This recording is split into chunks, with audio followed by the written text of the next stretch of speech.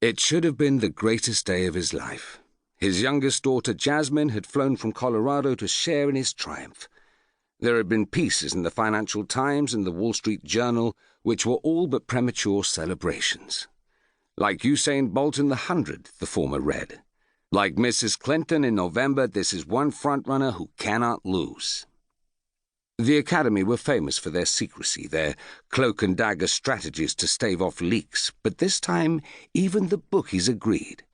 The Nobel Prize in Economics 2016 belonged to Professor Chandra. He did not sleep that night, only lay in bed imagining how he would celebrate. There would be interviews, of course, CNN, BBC, Sky, after which he would take Jasmine out for an early brunch before her flight, perhaps allowing her a glass or two of champagne. By evening, the college would have organised a function somewhere in Cambridge. His competitors would be there, all the naysayers and backstabbers and mediocrities. But Chandra would be magnanimous. He would explain how the $1 million cheque and the banquet in December with the King of Sweden meant nothing to him. His real joy lay in being able to repay the faith shown by his departed parents, trusted colleagues, and his old mentor, Milton Friedman, who had once helped him change his tire in the snow in the days when Chandra was still a lowly associate professor. By mid-morning, he had rehearsed his victory speech a dozen times. Still in his dressing gown, he brought a cup of coffee to his bedroom and placed it by the telephone before stretching out on the bed, his hands behind his head, in anticipation of the call. An hour later, his daughter entered to find him snoring on top of the covers. "Dad, wake up," said Jasmine, shaking his foot. "Dad, you didn't get it." Chandra did not move. He had waited so long for this, suffered through so much. His BA at Hyderabad, his PhD at Cambridge, his first job at the LSE, that punishing decade at Chicago, and after his return to Cambridge, the crash of 2008, the instant vilification of his tribe, the doubts, the pies in face, and every year afterwards the knowledge that though his name had been on the committee's long list in April and their short list in the summer, that 18-carat gold medal had still ended up in someone else's fist. This was the year his ordeal was supposed to end, the year that should have made it all worthwhile. "And who, may I ask, was the lucky recipient this time?" "There were two of them," said Jasmine. Chandra jerked his body erect, shoved 2 pillows behind his back, his reading glasses onto his nose. "Names?" "Can't remember." "Try." "Hart and Stroganoff, something like that."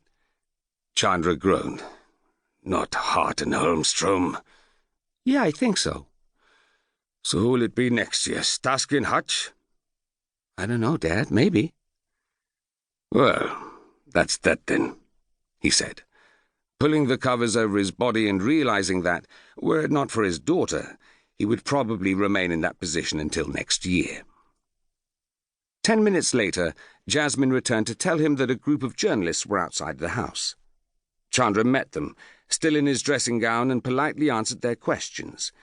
It was his daughter's idea to invite them in for coffee, which meant he ended up sitting at his kitchen table with 4 members of the local press, 1 from the Grantchester Gazette, 1 from the Anglia Post, and 2 from the Cambs Times. "We're so sorry, sir," said a young woman from the Gazette, who appeared close to tears. "It was yours," said the man from the Times, who smelled of gin. "We were hoping for a fine party tonight." "Well, now," he replied, touched by their kindness. "C'est la vie." "It should have been you, sir," said the woman. "It simply should have been you." "Oh, de rien," he said, wishing he could stop speaking French, a language he had no knowledge of at all. "Laissez-faire." Before the journalists left, he assured them he was delighted for the winners, and was glad it was all over, and was looking forward to seeing them again next year. His performance fooled everyone except for Jasmine, who for the rest of the morning repeated the same sentence with a 17-year-old's mercilessness, asking, "Are you all right, Dad? Are you all right?" keeping at it no matter what he said until finally, on the way to the airport, he lost his temper and shouted, "Can't you see I'm fine?" In the past, he would have assumed Jasmine's inquisition was motivated only by sweetness and concern, but now Chandra was convinced there was malice involved. That Jasmine had finally entered into the family tradition of torturing the patriarch, if this was what he still was. For she was a teenager now and lived with her mother in Boulder, who blamed him not only for the divorce, 3 years old now, but also for the rise of Ebola and Boko Haram. As soon as he reached home, the phone began to ring with a stream of condolence calls that continued throughout the day and then, more sporadically, for the rest of the week. For the following month, people he barely knew stopped him in the street to offer their sympathies. Men and women who couldn't have named 3 economists had their lives depended on it. By November, the hysteria had died down, replaced by horror at the US election. And it was then that Chandra realized, in all probability, he would never win the prize now. The odds had gone down a decade before when the Bengali had worked his unctuous charm. But even if time enough elapsed for another Indian to win, the field had changed. For years, economists had wantonly obscured their profession, rendering everything absurdly technical with incomprehensible logarithms such that they were treated more like mystic seers than social scientists. Economics was little more than a poor man's mathematics now. But Chandra still struggled with calculus, considering it beneath him, a task for a penniless research assistant. In any case, his slide to the right was hardly something the Scandinavians were likely to reward. That subcontinent of mediocrity would consider it a signal of intellectual and moral deviance.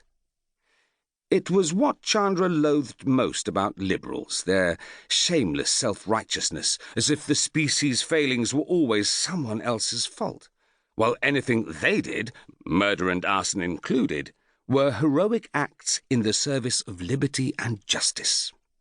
In point of fact, the Swedes weren't even liberals.